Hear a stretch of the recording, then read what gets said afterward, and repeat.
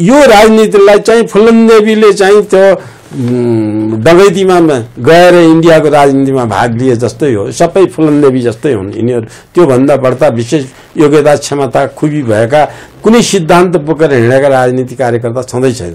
अब के होला यो हार्ला कि यो जित्ला कि यो पार्टीको पछाडि धेरै सञ्चार माध्यम पार्टीको पछाडि पार्टीले बिगार्नुसम्म बिगारिसक्यो। आगो लगाइसक्यो, डढ्यो, तपाईँले लागेको अन्न बालीसाली सबै डढिसक्यो, आगो लगाइसक्यो। अब यसलाई चाहिँ किन आगो लायो, कहाँबाट लायो, आगो लाउनेबाट कसरी बचाउने हो? यो हुँदैमा के बेलायतमा सक्सेस भयो भन्दैमा त्यो पद्धति नेपालमा सक्सेस हुन्छ भन्ने कुरा होइन। नेपालको लागि सफल हुने वातावरण के हो त्यसको खाँचोतिर लाग्नु पर्यो कि। नागरिक अनलाइन टेलिभिजन हेरिरहनुभएका समस्त आदरणीय दर्शकवृन्दमा अर्जुन लिम्बुको नमस्कार। आदरणीय दर्शकवृन्द, नेपालको पछिल्लो राजनीतिक घटनाक्रमको विषयमा कुराकानी गर्नको लागि हामीसँग आज एकजना विशेष व्यक्ति हुनुहुन्छ जसले भारतीय खुफिया एजेन्सी रको नेपालमा हुने गतिविधिको विषयमा किताब लेखिसक्नु भएको छ। प्राध्यापक डाक्टर शास्त्र दत्त पन्त आज हामीसँग हुनुहुन्छ। डाक्टर साहब, यहाँलाई नागरिक अनलाइन टिभीमा धेरै धेरै स्वागत छ सर। धन्यवाद। तपाईले भन्नुभएको छ नेपालको राजनीति चाहिँ विदेशी खुफिया एजेन्सीहरू खास गरिकन र CIA को कब्जामा पन्जामा छ भनेर यहाँले सार्वजनिक रूपमा बोल्नु भएको छ। अब अहिले नेपालको राजनीति अत्यन्त तरल अवस्थाबाट गुज्रिरहेको अवस्था छ।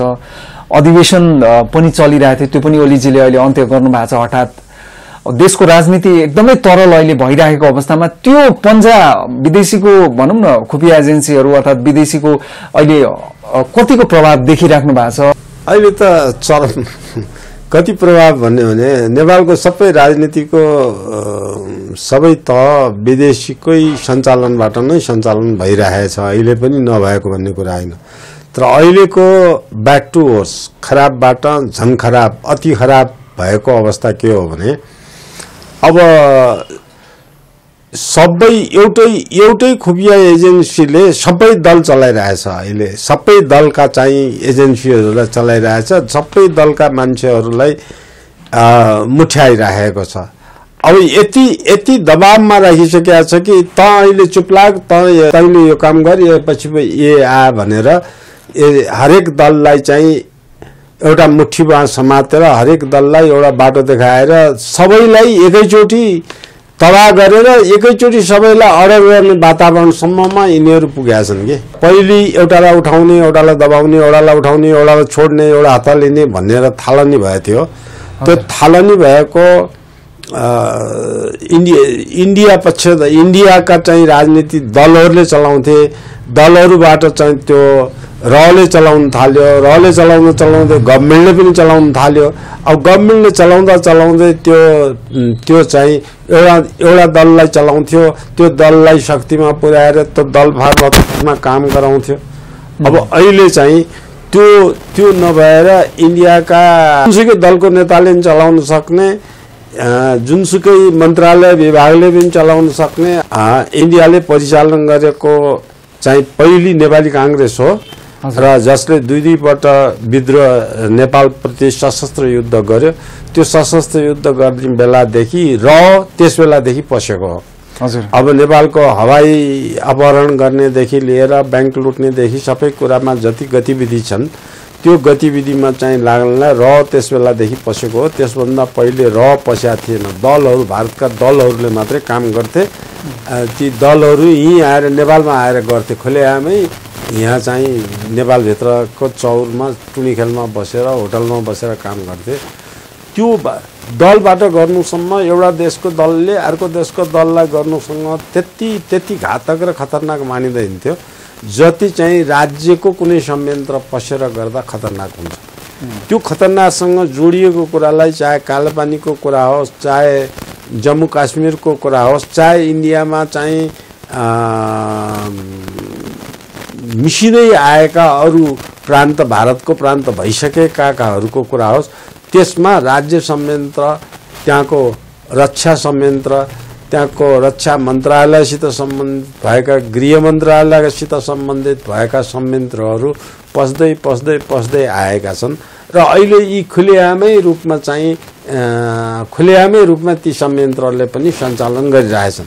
चाहे कालापानी लेकको 60 किलोमिटर बाटोमा चाहिँ त्यहाँको तत्कालीन रक्षा मन्त्री पहिलेको गृह मन्त्रीले उद्घाटन गरेको कुरा अथवा त्यसलाई इन्डियाको भाग भनेको कुरामा त सरकार पसेको देखिन्छ नि।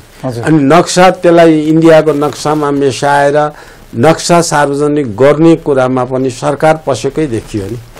अब त्यसरी पहिले चाहिँ सामान्यतया पार्टी भित्रमा चाहिँ एक पार्टीले अर्को पार्टीलाई एउटा देशको पार्टीले अर्को देशको पार्टीलाई सहयोग गर्ने वातावरणबाट छिरेको बिस्तारै छिर्दै जाँदा एउटा देशै खाने वातावरणका काम गरिसकेका संस्थाहरू छिर्दै गएका छन् र अहिले ती छिरेर आएका संस्थाले जुन बेला नेपाली कांग्रेसलाई उठाएको थियो अरू दलहरू त्यसको विरोधमा खडा हुन्थे। अब त्यसपछि त यो अवस्था त त्यसपछि चाहिँ लाएन।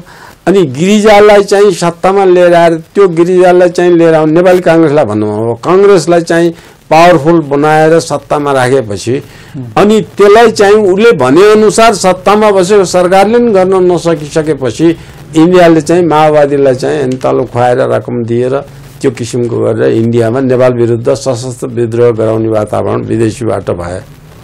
अब त्यो विदेशीबाट तीनबाट पनि नभएको हुन्छ अवसरको फाइदा त्यो चाहिँ सिनोमा बाघले खाइराखेको बेला वरिपरि स्याल जम्मा भएर पनि फाल्या टुक्री यसो कपेर खाने जुन हुन्छ अवस्था हुन्छ त्यस्तो अवस्था जस्तोमा चाहिँ अब अरूहरू पनि पस्दै गए अरूहरू पनि हुँदै गए जाँदै नेपालका सबै दल अब राष्ट्रिय प्रजातन्त्र पार्टी बाहेक अरू नेपाल पक्षधरमा बोल्दै नबोल्ने भएको त्यसलाई नि टुक्राएर अनि सूर्यबहादुर थापा प्यानललाई माओवादी पक्षधर नेपाली कांग्रेस पक्षधर अहिले त नेपाली कांग्रेसमै विलय भइसक्यो उसको पार्टी। अब यी सबै चाहिँ बनाउने भूमिका त्यहाँको इन्डियाको राजनीतिले नै गरिआएको छ। अब त्यो राजनीति यति पावरफुल अवस्थामा छ कि यहाँ नेपालका कुनै पनि दलले कुनै पनि बेला कहीँ पनि सेखी नगरेर बसेको बेला जुनसुकै बेला थाला भने त चुप लाग त बस तैँले यो गर भन्ने किसिमको कुराहरूमा आए। त्यस हुनाले इन्डियाको चाहे तराईका पार्टीहरू बनाउनु बिगार्नु भत्काउनु जुटाउनु फुटाउनुमा को कुरा होस् चाहे अरू पार्टीहरू माओवादी एमाले भन्नेहरू कम्युनिस्ट भन्नेहरूलाई चाहिँ टुक्रा बनाउनु मिल्दैन। जुन कम्युनिस्ट इन्डियामा सफल छैन त्यो कम्युनिस्टको नेपालमा कम्युनिस्टको सरकार बनाइरहेछ। जुन कम्युनिस्ट इन्डियामा चाहिँ शासन गर्न सकेका छैन पतन हुँदै गएर शून्य प्राय भइसकेका छ त्यही कम्युनिस्टले नेपालमा आएर गरेको छ। यो नेपालमा आएर कम्युनिस्ट सरकार बनाउनुमा इन्डियाको चाहिँ निर्देशनमा इन्डियाको निर्णयमा सञ्चालन गर्ने व्यवस्थाभित्र नेपालका कम्युनिस्ट परिसकेका छन्। त्यसकारण तिनीहरूले कम्युनिस्टको अस्तित्व पनि गुमाइसकेका छन् कम्युनिजममा हुने चरित्र पनि गुमाइसकेका छन् सिद्धान्त पनि गुमाइसकेका छन्। अब यो त्यसकारण मैले बार भन्दै आएको छु नेपालमा अहिलेको जस्तो दलीय व्यवस्था राख्ने हो भने खालि विदेशीलाई चलखेल गर्न मात्रै सजिलो होस् चाहे एमसीसी को कुरा गर्ने अमेरिकाको कुरा गर्नलाई होस्। अब त्यो विदेशीको सञ्चालनको हिसाबले नेपाली कांग्रेस चाहिँ गिरिजा प्यानल जम्मै चाहिँ प्रो इन्डियन भएर गइसकेपछि फेरि चाहिँ त्यसलाई चाहिँ दबाउनलाई जुन बेला पाकिस्तान अमेरिकाको सम्बन्ध पाकिस्तानसँग राम्रो थियो इन्डियासँग राम्रो थिएन त्यसबेला नेपालमा अमेरिका आएर नेपालको कांग्रेसलाई हात फुटाएर दुईटा कांग्रेस बनाएर प्रो अमेरिकन भनेर शेरबहादुर देउवाले नेतृत्व गरे प्रो इन्डियन चाहिँ गिरिजाले नेतृत्व गरे तिनीहरूकै बीचमा चाहिँ यस्तो मारामार झगडा र सत्ता हान्न लुची भयो जुन सत्ता हानालुचीको कारणले गर्दाखेरि पार्टी कहिले फुट्ने कहिले जुट्ने कहिले फुट्ने भयो पार्टीको सिद्धान्तको अस्तित्व पनि रहेन। त्यो सिद्धान्तको अस्तित्वको विहीन भइरहेको अवस्थामा सिद्धान्तहीन अवस्थामा रहिरहेको यस्तो अवस्था पुग्नलाई त्यो नेपाली कांग्रेस मात्रै भएन अब कम्युनिस्ट पनि सिद्धान्तहीन भएछ। अब यो खेलौनाको रूपमा रहिरहेछ। नेपालमा जन्मेको नेपालको पञ्चायती व्यवस्थाको पक्षधर विकल्पको रूपमा खडा भएको नेपाल राष्ट्रिय प्रजातन्त्र पार्टी त्यो पार्टी त इन्डियाको एउटा तल्लो सी क्लासको कर्मचारीले सी क्लासको कर्मचारी वा सी क्लासको पोलिटिकल नेताले जहिले पनि जतातिर भयो त्यतातिर लिएर गएर उनीहरूको पावरमा जाने वातावरण नै बन्द गर्न सक्ने वातावरणमा पुर्याइदिइसकेका छ। अब यो चाहिँ सबैमा मैले त्यसकारण नेपाली सञ्चार माध्यमले नेपालमा राजनीति स्थिर बनाउने कि नबनाउने सञ्चार माध्यमहरू सधैँभरि खालि त्यो व्यवसाय गरेर एउटा व्यापार मात्र गर्ने त होइन नि। सञ्चार माध्यम पनि यो देशका नागरिक हुन्, तिनीहरूलाई पनि यो देशको माया हुनु पर्यो, तिनीहरूलाई पनि यो देशमा राम्रो भइदियो हुनु भन्ने कल्पना त वातावरण बनाउनु उनको पनि आवश्यकता हो नि। अब त्यो ठुल्ठुला यति मात्र नभएर अहिले चाहिँ जुन बेलादेखि रसित युरोपियन युनियनको यो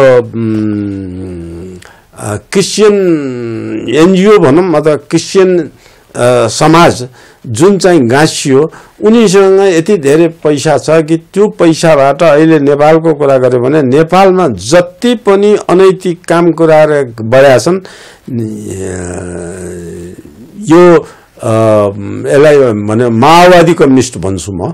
माओवादी कम्युनिस्टको तालिम पार्टी कार्यकर्तालाई तालिम दिँदा ती मान्छेहरू जुन मान्छे त्यसबेला चाहिँ 10 वर्षदेखि 15-16-18 वर्षका बीचमा थिए, स्कुलमा पढ्ने विद्यार्थीलाई लगेर गलत शिक्षा दिएर उनीहरूले चाहिँ अब करिब 50,000लाई भर्ना गरेका छन्। यिनीहरूले करिब चाहिँ 50 लाख नेपालीलाई प्रभाव पार्ने गरेर त्यो चाहिँ त्यो उमेरका कलिला उमेरका विद्यार्थीहरू लगेर गलत काम पुरा गर्न र चरित्र हत्या गरेर नास्तिकपनाको शिक्षा उनीहरूले दिएर गए। त्यो दिएर उनीहरूले दिएको शिक्षाको कारण अहिले जति पनि तपाईहरु देख्नुहुन्छ, जति पनि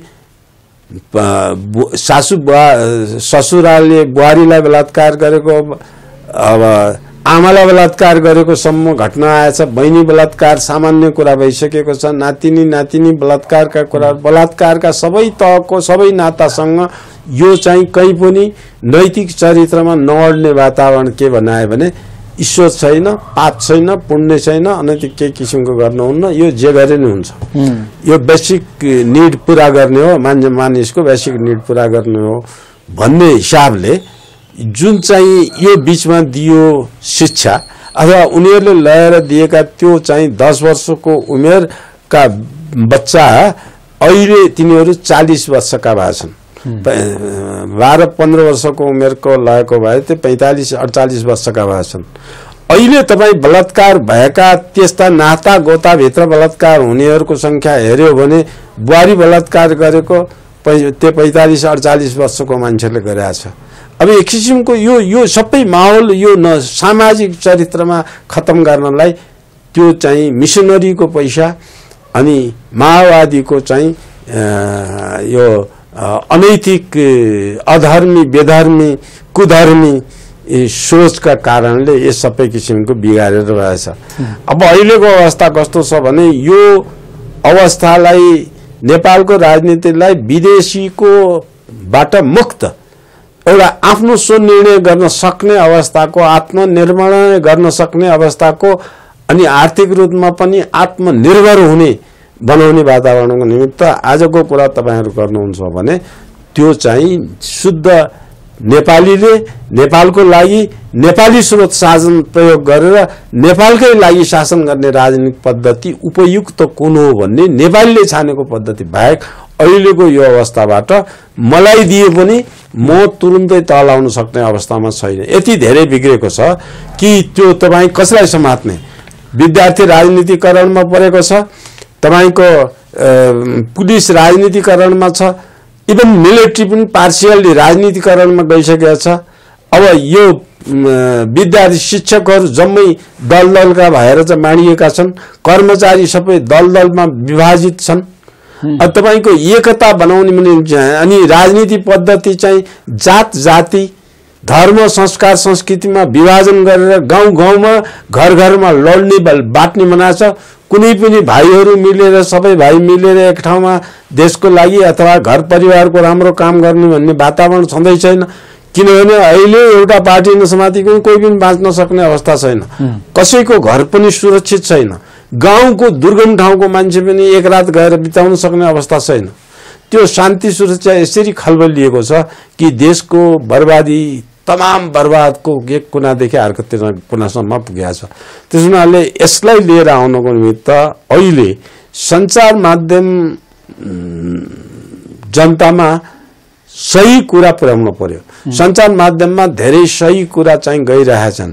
सञ्चार माध्यमले पनि मिसनरिजहरूको एउटा चाहिँ टुल बनाएको छ।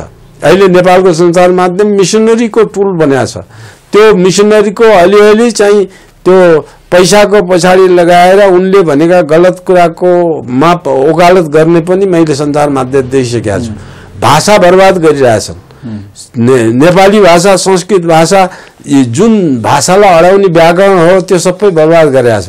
भाषाविद विज्ञहरूलाई चाहिँ उनीहरूले लिएर आएर भाषा पर्पसली उद्देश्यमूलक तरिकाले नै भाषा विनाश गराउनेतिर लागिरहेछ।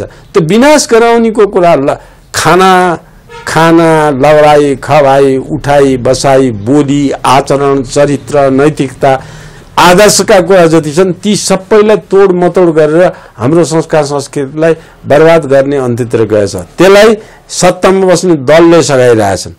अब दल किनभने विदेशीको इशारामा चल्ने नै विदेशीबाट सञ्चालित दलहरू भए, त्यसकारण त्यो अनुसारको राजनीतिक प्रशासनिक व्यवस्था सबै लथालिङ्ग भइरहेको छ। अनि यो भ्रष्टाचार म तपाईहरु जस्तो सञ्चार माध्यमलाई के बार अनुरोध गर्छु भने यो चाहिँ केवल अहिले अगाडिको आएको करेन्ट इस्युलाई लिएर अब के होला यो हार्ला कि यो जित्ला कि यो पार्टीको पछाडि धेरै सञ्चार माध्यम पार्टीको पछाडि पार्टीले बिगार्नुसम्म बिगारिसक्यो। आगो लगाइसक्यो। डढ्यो तपाईले लागेको अन्न बालीसाली सबै डढिसक्यो। आगो लागिसक्यो। अब यसलाई चाहिँ किन आगो लाग्यो, कहाँबाट लाग्यो, आगो लाउनेबाट कसरी बचाउने हो, त्यो बचाउने कारणको मूल कारणमा चाहिँ जानु पर्यो कि त्यो कहाँबाट सुरु भयो खराबी, धमिलो कहाँबाट सुरु भयो, मूलको कुन ठाउँबाट धमिलो सुरु भएछ त्यसलाई चाहिँ संग्लो बनाउनेतिर जाने वातावरण जानु पर्यो। अहिले जति पनि सञ्चार माध्यमबाट परेछन् रुट कजमा मूल कारणमा जरोमा पुगेका छैनन् र यो अहिले राजनीतिमा दिनदिनै आज केपी ओलीले के बोल्यो, आज प्रचण्डले यसो बोल्यो, फलानाले चाहिँ निष्कासन गर्यो, फलानालाई यो पार्टीमा हटायो, फलानालाई यो पार्टीमा राख्यो, यो कुरामा अल्मलिएछ के सञ्चार माध्यम। त्यो कुनै महत्त्वको कुरा होइन। त्यो व्यक्तिको पछाडि लाग्नुपर्ने कुनै चीज होइन। सिद्धान्त र विचारको कुरा पो महत्त्वको हो राष्ट्रको निमित्त। केपी ओली महत्त्वको कुरा होइन। केपी ओलीलाई सम्मानता हामीले प्रधानमन्त्री हो भनेर गर्ने, प्रधानमन्त्रीको बिहेभियर कस्तो हुनुपर्छ, प्रधानमन्त्री कति क्षमताको हुनुपर्छ, त्यो क्षमताको नभएको कारणले असक्षम भएको हो कि होइन त्यसको खोज गर्ने काम सञ्चार माध्यमहरूको हो। त्यसको अनुसन्धान गर्ने काम। त्यहाँ त्रुटि के भयो, राजनीतिक त्रुटि के भयो, निर्वाचनको त्रुटि के भयो, राजनीतिक परिचालनको त्रुटि के भयो। अब यो त्रुटि पद्धतिको त्रुटि कहाँ भइरहेछ, त्यो त्रुटिलाई संरक्षण गर्न संविधानले, अहिलेको संविधानले यस्ता त्रुटि गर्न पाउने छेद कहाँ राखेको छ। त्यो संविधान त्यो देशको लागि त्यो क्षेत्र भएका दफाहरू चाहिँ देशघातक छन्, त्यसलाई कसरी अन्त्य गर्ने भन्नेतिर खोज्नु पर्यो। अलिकति मैले चाहिँ सञ्चार माध्यममा यो मिडियाको पढाउने शिक्षकहरू पनि दोषी छन् भन्छु। हुन त शिक्षा सबै दोषी छ।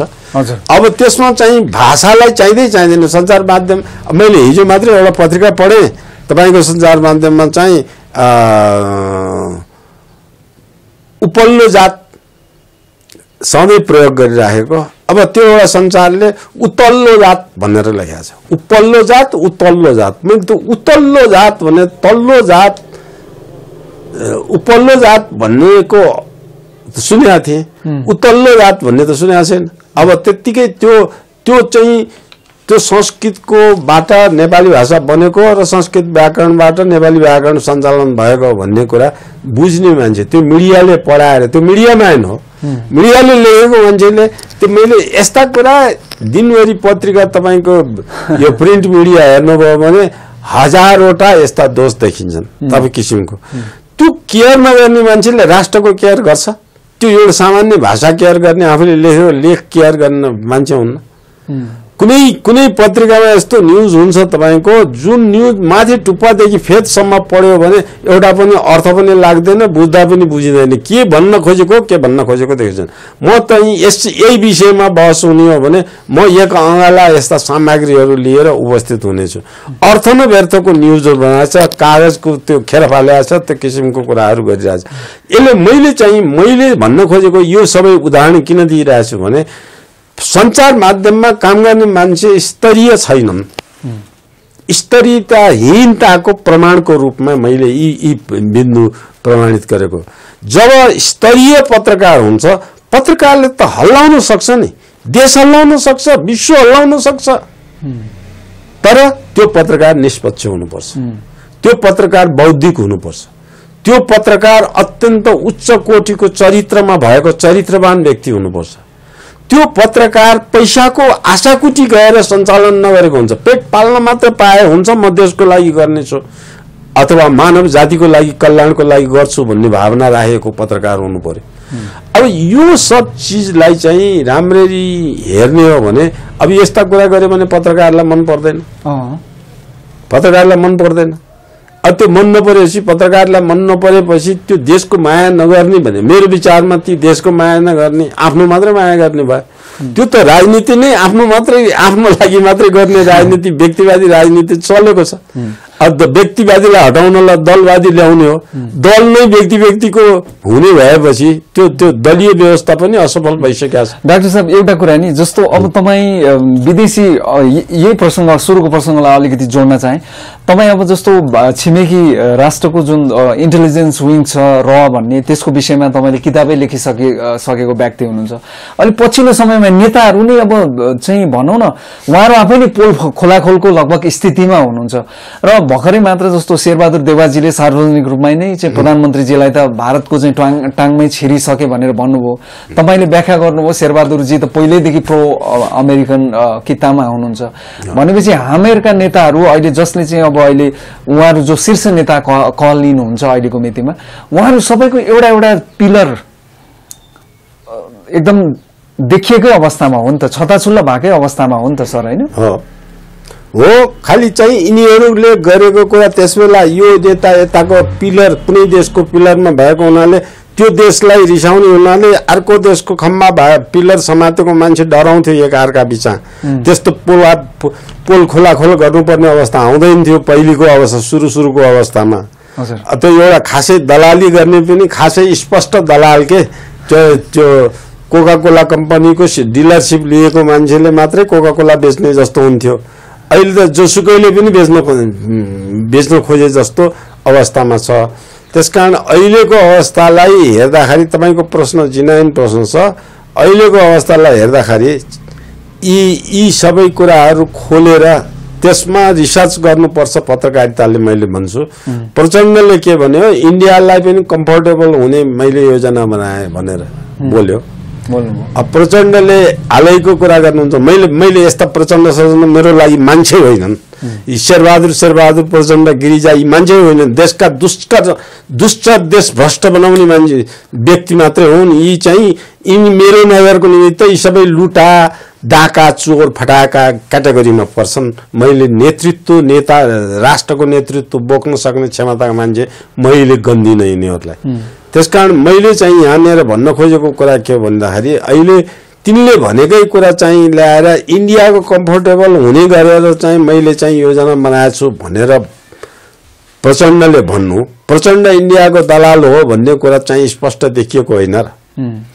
अथवा इन्डियाले नै लिएर, इन्डियाले नै केपी ओलीलाई आएर रहेको प्रमुखले अथवा इन्डियाका चाहिँ 3-4 जनाले जसले भेटे, ती महत्त्वपूर्ण कुरा होइनन्, जसले भेटे त्यसले प्रो इन्डियन बनाएर ल्याएर केपी ओलीले प्रो इन्डियन काम गरेको कुरालाई पुष्टि गर्दैन र? पुष्टि गरिरहेछ नि त, त्यसले पनि पुष्टि गरिरहेछ नि। हजुर, अब यो चाहिँ अवस्थामा त्यसलाई फेरि शेरबहादुरले गएर अब इन्डियाको पोल्टामा परिसक्यो भनेर हिजो अमेरिकाको पोल्टामा बसेको, इन्डियाको पोल्टामा बसेको गिरिजा प्रसाद कोइराला र उसको बिचमा चाहिँ अमेरिका र इन्डियाको बिचको पल्टाको झगडा होइन र? अनि त्यो देशको लागि काम गर्ने को हो? यो नेपालको लागि काम गर्ने भन्ने मान्छे को हो? त्यसलाई त दरबार हत्याकाण्डमा हालेर हत्याकाण्डमा पारिसके नि त। देशको लागि गर्ने भन्नेलाई त मारेर सिद्धाइसके। यही केपी ओलीको नेता त्यो नारायणी नदीमा चाहिँ खसालेर मारिएको, त्यो त उसकै ड्राइभरले भनेर चाहिँ म त माथि डाँडैमा हाम फालिसकेका थिएँ भनेर त बयानै दिएछ नि। त्यो बयान दिएको भरमा त्यसलाई मारिएको हत्या गरिएका कुराहरू आएपछि त राष्ट्रको निमित्त राम्रो काम गर्ने मान्छे त को जिउँदो राखेको छ र जिउँदै राखेको छैन। यो यस्ताको पछाडि लाग्दैन। यो देश बनाए नेपाली जनताले बनाउँछन्, बिगारे नेपाली जनताले बिगार्छन्। त्यसकारण मैले हात काटेर इन्डियालाई दिन्न, हात काटेर कुनै दललाई पनि दिन्न। नेपाली जनताको नासो नेपाली जनतालाई दिए भन्ने राजा वीरेन्द्रलाई ज्ञानेन्द्रलाई चाहिँ पदच्युत गर्न पनि यही भनाइ यही आधारमा चाहिँ गरेछन्। माने राष्ट्रलाई अलिकति माया गरेर राष्ट्रलाई तटस्थ बनाएर राष्ट्रको सोच शासन लाएर आत्मनिर्भर बनाउने भन्ने मान्छेलाई त यो बाहिर शक्तिले यो नेपाल पावरफुल होस्, नेपाल आर्थिक रूपमा सम्पन्न होस्, राजनीति यहाँको बलियो होस्, समाज यहाँको ऐक्यबद्धता होस्, एकबद्धता होस् भनेर पश्चिमाहरूले मनग्ग लगानी गरेर जातिलाई लडाउने, बाहुन जाति भनेर विद्रोह गराउने, तामाङ जाति, दलित जाति, यो जाति, हिमालयको मान्छे, तराईको मान्छे, पहाडको मान्छे, पूर्वको मान्छे, पश्चिमको मान्छे, जुम्लाको मान्छे, मधेसको मान्छे भनेर मान्छेका बीचमा लडाउने अहिलेको राजनीति यो संविधानले संरक्षण गरेको छ कि छैन? त्यसमा यो संविधान संरक्षण गरेको छ कि छैन? हामीले चाहेको त्यो भन्दा पहिलेको पूर्वको राष्ट्रलाई माया गर्नेले त के नेपाली एउटा मात्र जाति हुन्छ भनेर खोजेको हो। नेपाली जातिमा नेपाली नागरिक नेपाली जाति हुन्छ। तिनीहरूको बिचमा झगडा लेनदेन खानपान केही पनि हुँदैन। अब यो चाहिँ छुवाछुत नेपालमा 19 सालबाट नै हटाइसक्यो कानुनी रूपमा। त्यसबाट अभियान चलेको त कति वर्ष भयो? हिन्दू वैदिक संस्कारले छुवाछुत सानो ठुलो जात भनेर मान्दैन, पेसा मात्रै मान्छ। तपाईले यो पेसा गरेर आउनुभएको छ, तपाईको पेसा मैले चाहिँ लेख्ने किताब लेख्ने काम गरेको छु, मेरो पेसा। अहिलेको कुरा गर्नुहुन्छ भने मैले किताब लेखेको ठुलो, तपाईले चाहिँ यो मिडियामा गरेको सानो भन्ने अर्थै हुँदैन। कसैले चाहिँ गोरु पालेर धान रोपेको ठुलो, कसैले फुल बगैँचामा चाहिँ आँप रोपेर पेट पालेको चाहिँ सानो भन्ने हुँदैन। हाम्रो वैदिक संस्कारमा पेसा विभाजन छ। पेसा विभाजन भनेको ठुलो सानो होइन, सानो जात होइन, अन्तर्निर्भर हो, एकले अर्कालाई मद्दत गर्ने समाजमा गराउने वातावरणमा।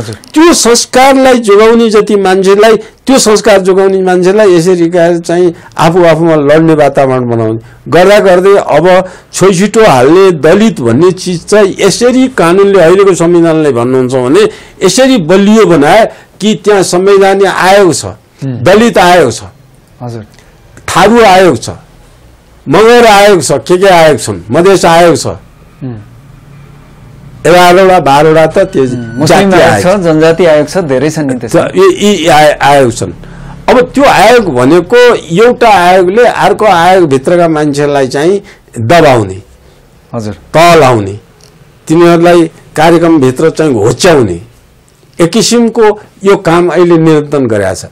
अरु कुरा छोडिदिनुहोस्, यो दलित आयोग भनेको त दलितहरूको संख्यालाई हेर्नु हो भने छोइ छिटो हाल्ने भनेकाहरूको मान्छेलाई गर्यो भने छोइ छिटो अन्त्य भइसकेको थियो। नेपालमा छोइ छिटो सकिएको थियो, कोही कसैकोमा भित्र छोइ छिटो हाल्ने अवस्थै थिएन।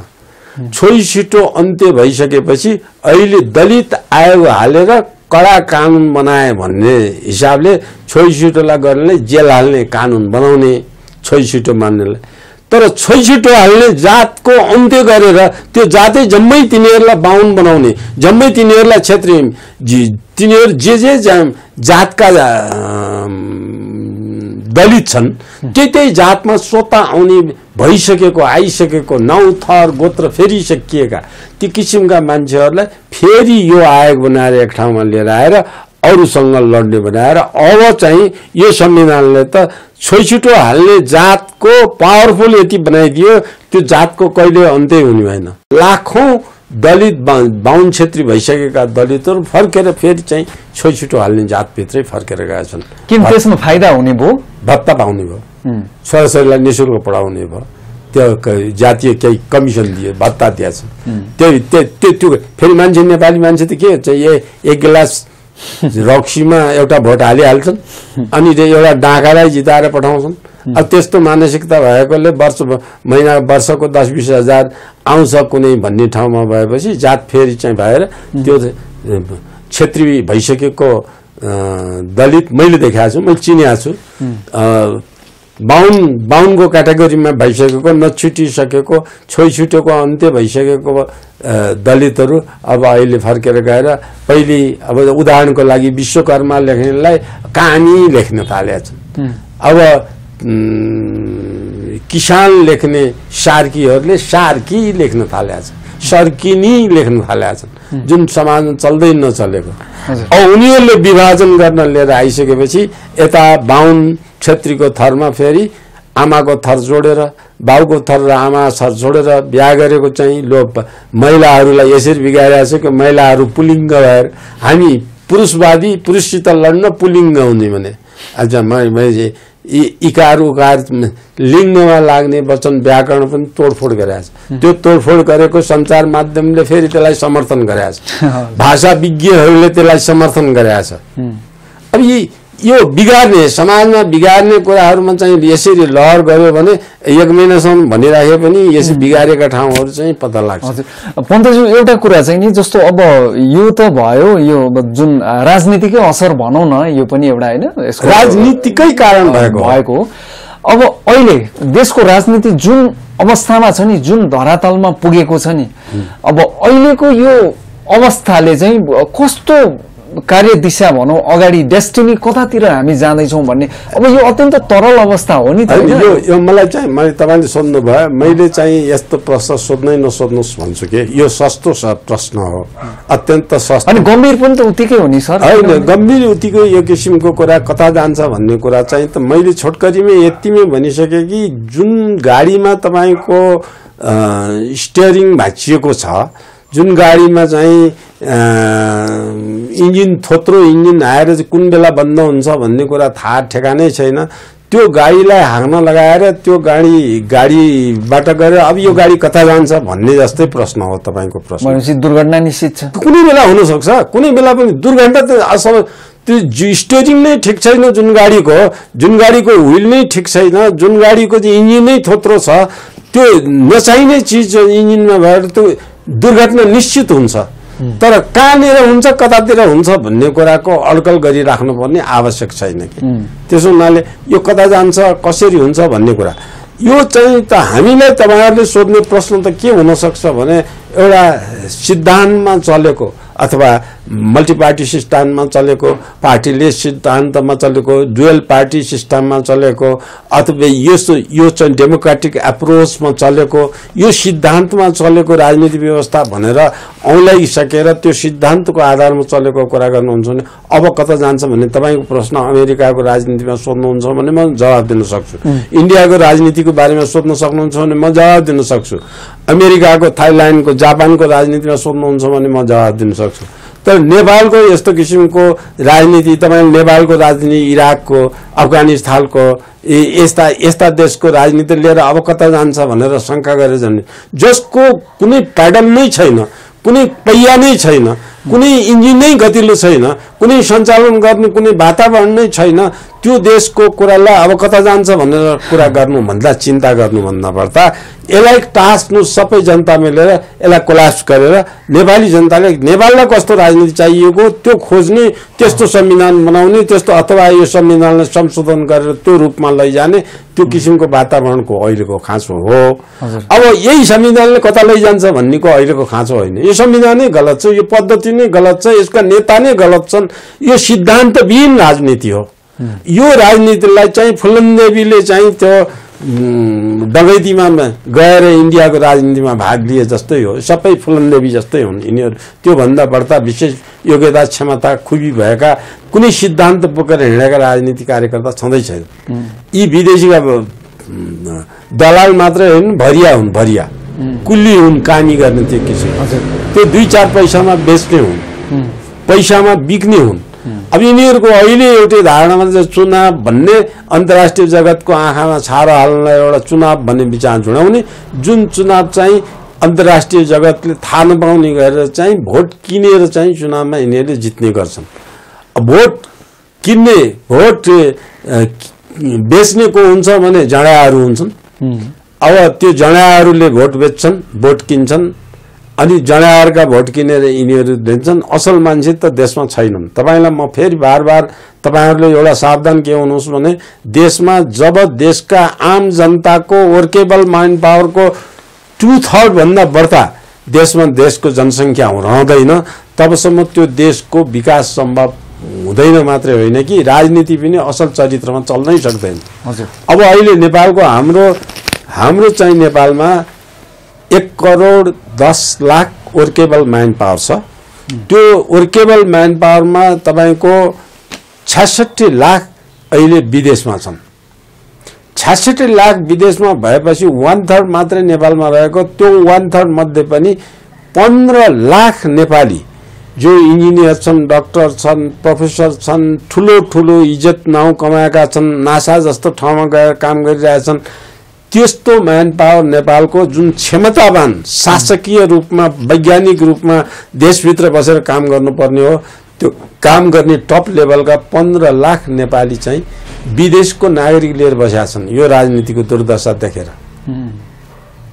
विदेशको नागरिक लिएर बसेको तथ्याङ्क अहिले तपाईँ लिन सक्नुहुन्छ। तपाईँ चाहिँ कुन देशमा कति छन् भन्ने अब एनआरएन सँग तपाईले सम्पर्क गर्नु भने विश्वभरिका सबै आउँछ, एकदमै आउँछ। त्योले बाहेक पनि जति क्षमतावान मान्छे छन् तिनीहरू संगठनभित्र नबसेर पनि बसेका मेरो हिसाबमा 15 लाख विज्ञहरू विदेशमा छन्। 66 लाख ज्यामी कुल्ली काम गर्ने विदेशमा छन्।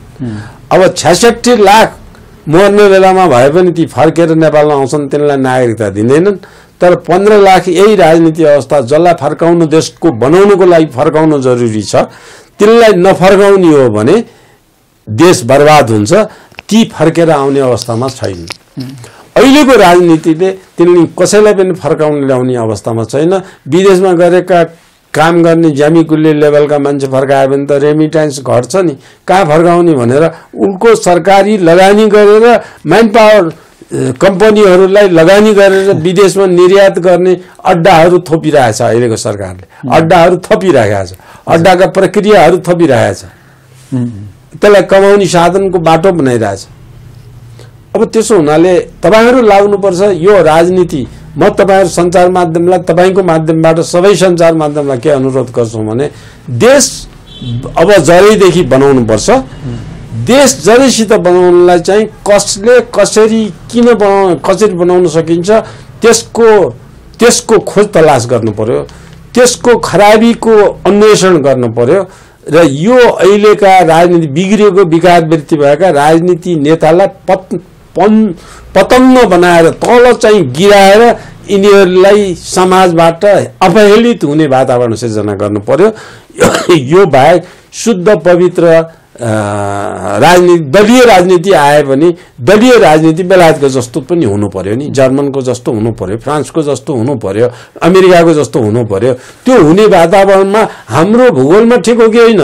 फेरि यो भूगोलमा ठिक नहुन सक्छ, किनभने इन्डियामा दक्षिणतिर नेपालभन्दा 100 गुणा बढी जनसङ्ख्या भएका देश छ, चीनतिर पनि त्यत्तिकै ठुलो देश छ। अब त्यो भूमिमा पनि तिनीहरू ठुल्ठुला छन्, भूक्षेत्रमा पनि। अब हाम्रो रणनीतिक महत्त्वको देश छ, त्यो रणनीतिक महत्त्वमा हाम्रो चाहिँ प्राकृतिक बनोट हिमालयदेखि लिएर सबै किसिमको भू बनोटले हामीलाई भिन्न किसिमको राजनीतिक व्यवस्थाको खाँचो यो भूगोलले बनाउन सक्छ। त्यसलाई पनि मध्यनजर राख्नु पर्यो। यो चाहिँ यो हुँदैमा के बेलायतमा सक्सेस भयो भन्दैमा त्यो पद्धति नेपालमा सक्सेस हुन्छ भन्ने कुरा होइन। नेपालको लागि सफल हुने वातावरण के हो त्यसको खाँचोतिर लाग्नु पर्यो कि सञ्चार माध्यममा।